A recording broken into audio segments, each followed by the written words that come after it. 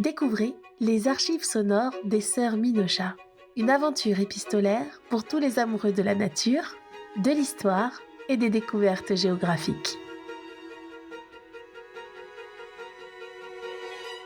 Athéna Minocha a beaucoup d'amis à travers le globe. Jo, scientifique spécialisée dans les espèces sous-marines, en est une fidèle. Autant vous dire que notre naturaliste préférée était plus que ravie de lui rendre visite, même si elle aurait préféré voyager seule cette fois-ci. Aujourd'hui, nous plongeons sous la surface, là où les coraux respirent, vibrent et parfois répondent.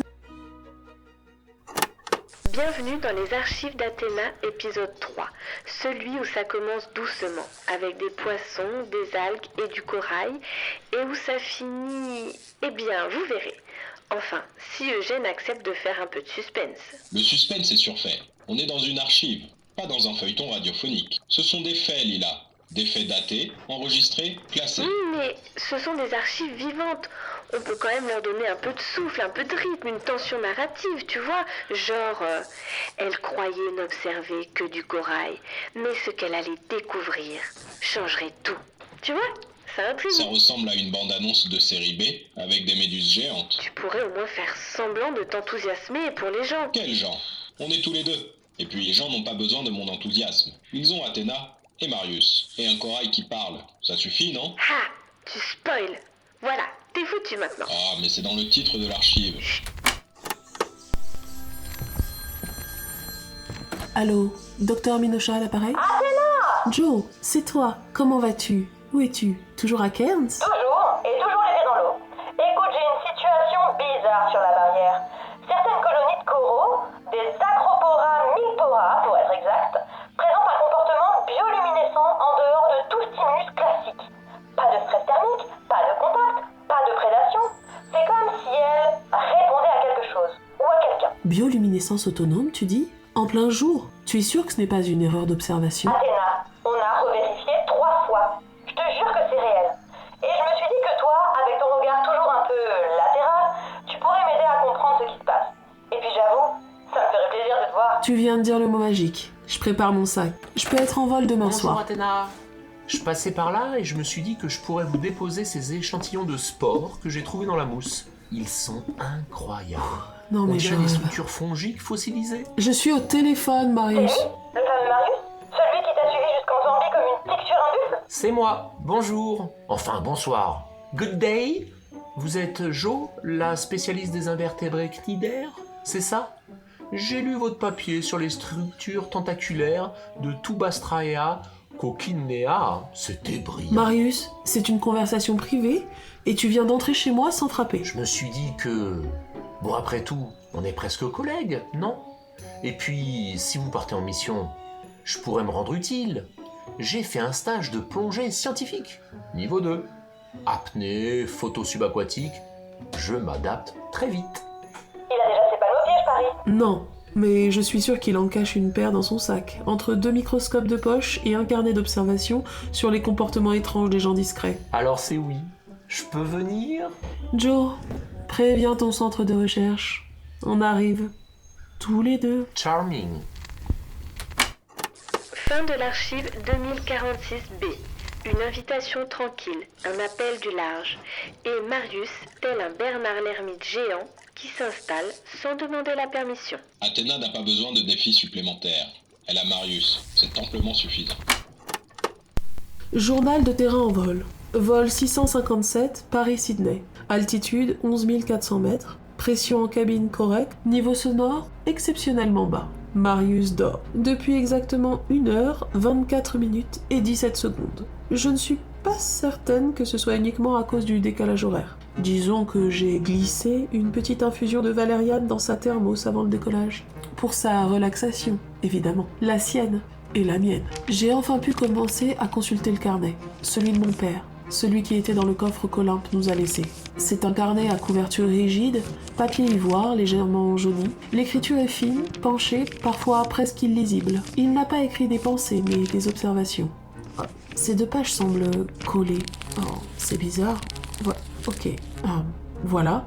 On dirait que ça a été fait intentionnellement. Sur cette page camouflée, il y a un C stylisé et Il y est écrit « Les Cassius, nos ennemis par le temps et par le sang, depuis la nuit des temps ». Qu'est-ce que ça veut dire? Et voilà où j'en suis. Dans un avion pour Sydney, avec un pendentif qui s'illumine et un assistant qui dort grâce à une tisane clandestine. Et je lis un carnet que je n'aurais jamais dû trouver. Athéna commence à tourner les vraies pages. Et Marius? Il rêve sûrement d'algues phosphorescentes ou de biscuits à l'ortie. Le carnet du père, la mémoire de la mère, et une infusion à base de valériane soigneusement dosée. Nous sommes bien dans un épisode d'Athéna. Lieu, Australie, Grande Barrière de Corail. Heure, 8h43, heure locale. Température extérieure, 27 degrés. Température intérieure d'Athéna, probablement bouillante. Plongée imminente, tension sous pression et secret à fleur d'eau. Tadam!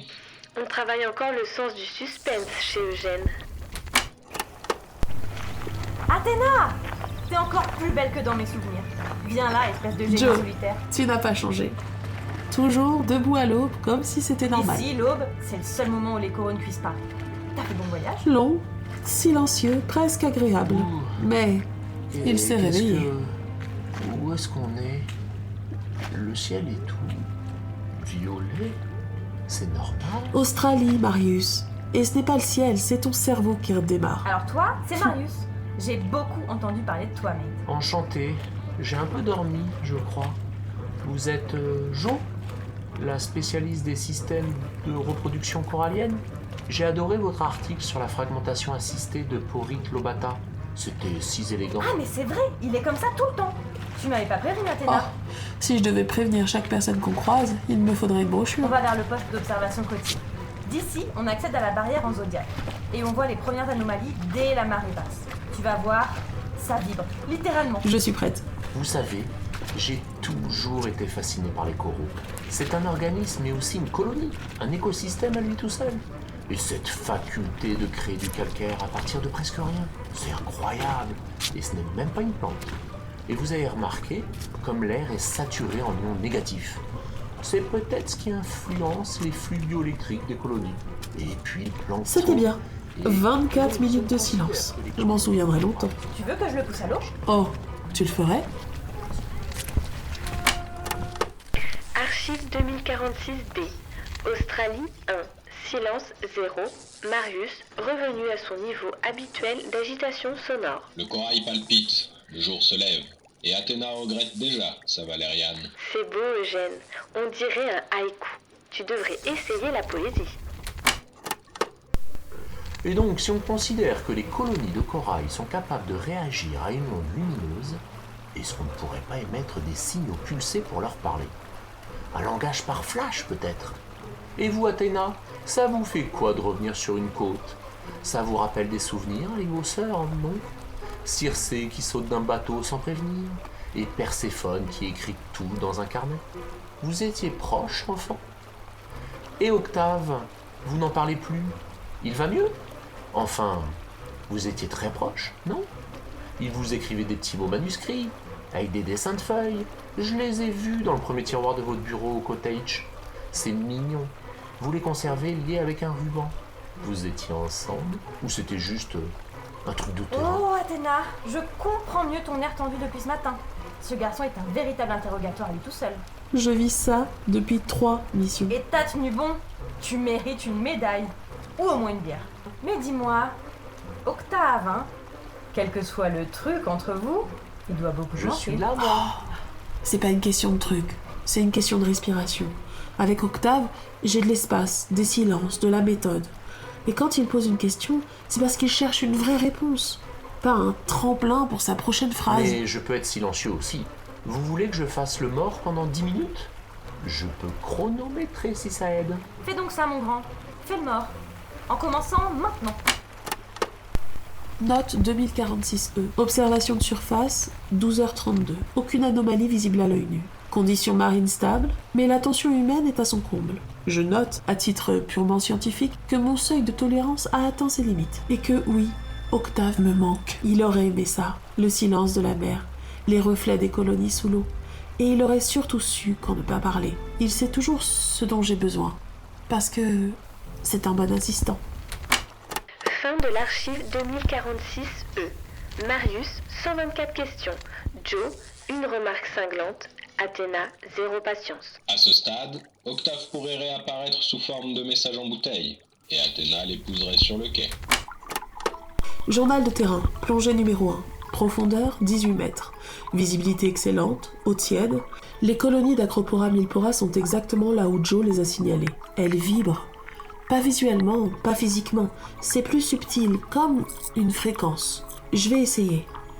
Me concentrer sur le pendentif, sur le lien. Bienvenue. Oh, vous êtes les coraux? Nous sommes la mémoire immobile, des milliards d'êtres, une seule voix. Nous construisons, nous abritons, nous filtrons la lumière, nous retenons le temps. Vous êtes un réseau, un organisme symbiotique. Et pourtant, vous pensez, ensemble. Nous percevons, nous transmettons, nous répondons. Et la bioluminescence, pourquoi maintenant? Pourquoi ce phénomène alors qu'il n'y a pas de stress, pas de changement brutal? Quelque chose approche, quelque chose se réveille. Nous avons appris à parler pour prévenir. Prévenir qui? Celle qui écoute. On dirait que les coraux aussi aiment la poésie. Et les phrases énigmatiques. Merci pour cet incroyable échange. J'ai tant appris grâce à vous. Puis-je vous poser une question plus humaine, presque ridicule? Demande Athéna. Avez-vous entendu parler d'une ancienne civilisation, perdue, engloutie, qu'on appelle l'Atlantide? Rien? Aucune trace, aucun souvenir? Nous ne gardons que ce qui touche. L'Atlantide n'a jamais effleuré nos branches. Je pensais, peut-être, que les océans savaient plus que nous. Un genre de potin marin, vous voyez? Ils savent, mais pas tout. Ce qui est perdu est parfois vraiment.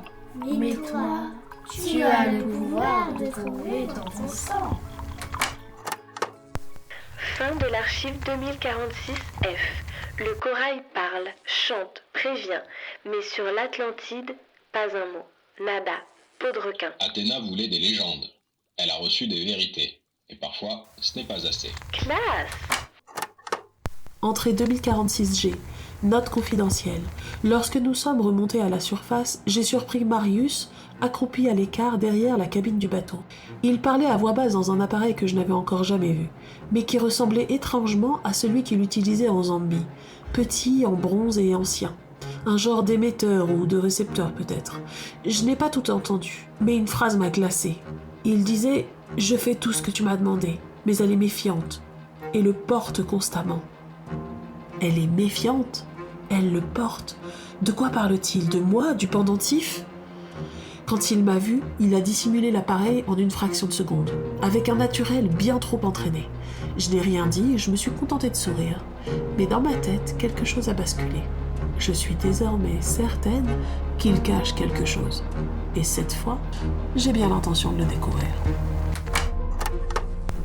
Et voilà, fin de l'archive. Une plongée, un pendentif et un Marius qui semble vraiment avoir ses petites affaires en dehors des missions. Peut-être qu'il parle à sa tante, peut-être qu'il fait partie d'une organisation secrète, peut-être qu'il est un espion envoyé par Circé pour tester la patience humaine. Non mais sérieusement, qui dit elle le porte constamment en chuchotant, si ce n'est un personnage louche d'un roman d'espionnage mal ficelé? Tu l'aimes pas, Marius? Je suis archiviste, Lila. Je suis objectif. Et objectivement, il est bizarre. Alors, qu'est-ce qu'il cache? Et surtout, à qui parle-t-il quand Athéna ne regarde pas?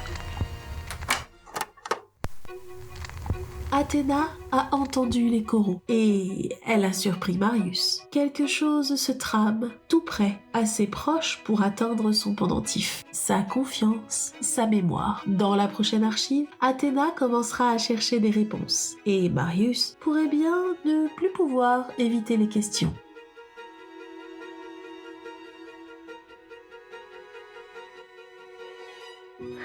Ce que vous venez d'écouter, ce n'est qu'un fragment. Les lettres Minocha, ce sont aussi de véritables courriers, envoyés chaque mois sur papier, scellés et livrés dans votre boîte aux lettres. Pour plonger plus profondément dans les aventures des sœurs Minocha, rendez-vous sur minocha.fr.